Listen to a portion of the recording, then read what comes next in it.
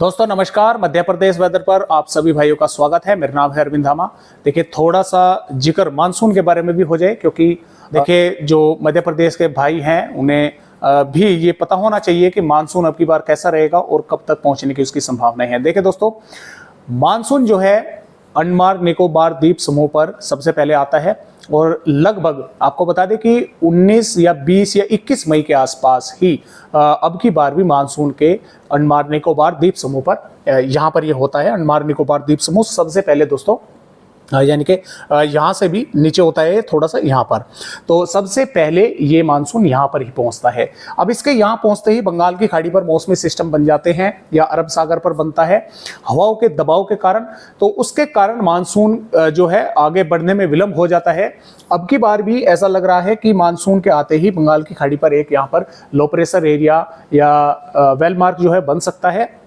ये उस समय देखने वाली बात होगी कि वो तूफान बनकर आगे आता है या किस तरह से प्रदर्शन करता है, क्योंकि अगर हवा यहाँ से इस तरह से चलती रही तो मानसून को फिर जो है आगे बढ़ने में विलंब होगा, और यहाँ से इस तरह से आती रही तो फिर मानसून पर कोई वो जो वेलमार्क तूफान बनेगा तो उसका कोई खास असर देखने को नहीं मिलेगा। मानसून लगातार आगे की तरफ बढ़ता रहेगा। तो केरल लगभग मानसून के अब की बार पहुंचने की 1 जून के आसपास ही हमें संभावनाएं नजर आ रही है, और मध्य प्रदेश तक भी लगभग 24-25 जून तक हम बोल सकते हैं कि मानसून के पहुंचने की संभावनाएं है। यानी कि उससे कुछ पहले भी मानसून आ सकता है अगर अपने निर्धारित समय से लगातार वो उसी तरह से चलता रहा। और जो प्रदर्शन है मानसून का वो काफी अच्छा अब की बार भारत के राज्यों पर देखने को मिलेगा। तो इसके बारे में आप सभी को अपडेट हम देते रहेंगे। फिलहाल ये देखते हैं कि क्या क्या मौसमी सिस्टम भारत के राज्यों पर बने हुए हैं। देखें दोस्तों, कई वेदर सिस्टम अभी भी बने हुए हैं जिसके कारण मध्य प्रदेश के भागों पर मॉइस्चर पहुंच रहा है और कुछ भागों पर मेघ गर्जना के साथ बारिश होने की संभावनाएं हैं।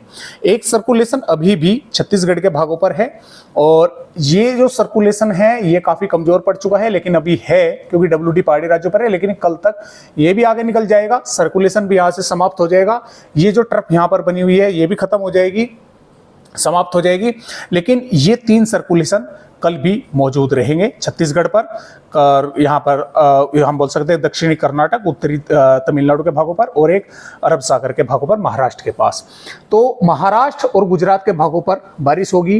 कुछ भाग राजस्थान के भी शामिल रहेंगे क्योंकि अरब सागर से मॉइस्चर इस सिस्टम के कारण यहाँ पर आता रहेगा, जिसकी वजह से मध्य प्रदेश की दक्षिणी भागों पर, पश्चिमी भागों पर, कुछ मध्य भागों पर भी, कुछ पूर्वी भागों पर भी बादल आएंगे।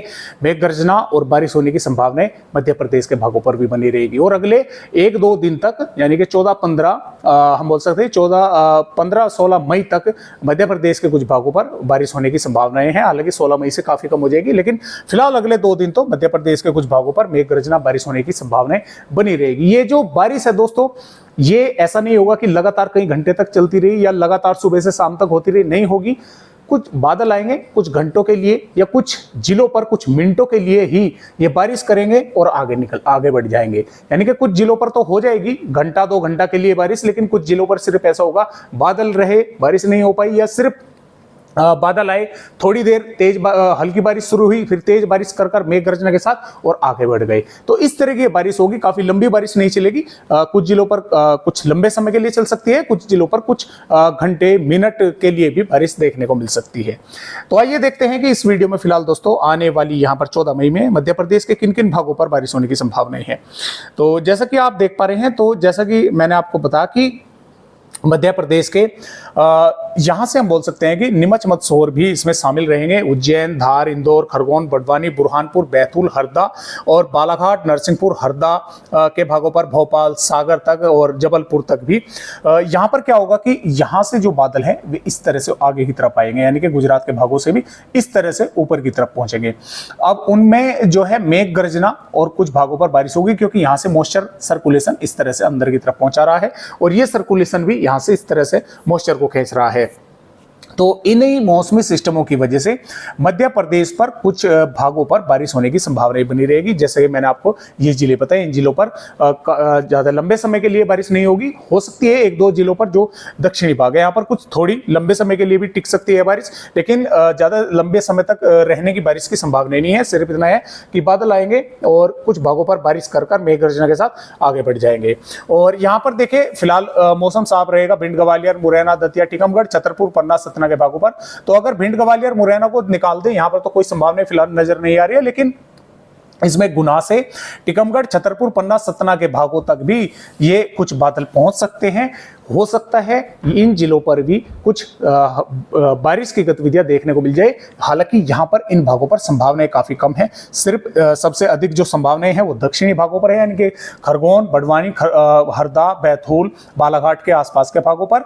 और उससे कम जो संभावनाएं हैं धार, इंदौर, उज्जैन, भोपाल, विदिशा के आसपास के, आगरमालवा के आसपास के भागों पर, और यहाँ पर जबलपुर के भागों पर है। और सबसे कम संभावनाएं ऊपर की तरफ है। तो इस तरह से बारिश होने की संभावनाएं मध्य प्रदेश के भागों पर नजर आ रही है। कुछ भागों पर तेज हवाएं भी जो है 14 मई में चलने की संभावनाएं बन सकती हैं। बात करें 15 मई की, 15 मई में ये जो बारिश की संभावनाएं हैं और कम हो जाएंगी, यानी कि कल के 14 के मई के लिए तो मध्य प्रदेश के कई भागों पर रहेगी, लेकिन 15 मई में सिर्फ दक्षिणी भागों पर और थोड़ी से पश्चिमी भागों पर बारिश होने की संभावनाएं बनेगी। ज्यादातर भागों पर संभावनाएं काफी कम रहेगी।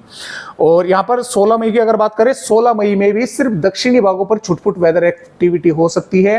ज्यादातर मध्य प्रदेश के भागों पर मौसम साफ हो जाएगा और पूरी तरह से मध्य प्रदेश मौसम 17 मई से जो है वो साफ देखने को मिलेगा। बारिश होने की किसी भी जिले पर भी संभावनाएं हमें नजर नहीं आ रही है।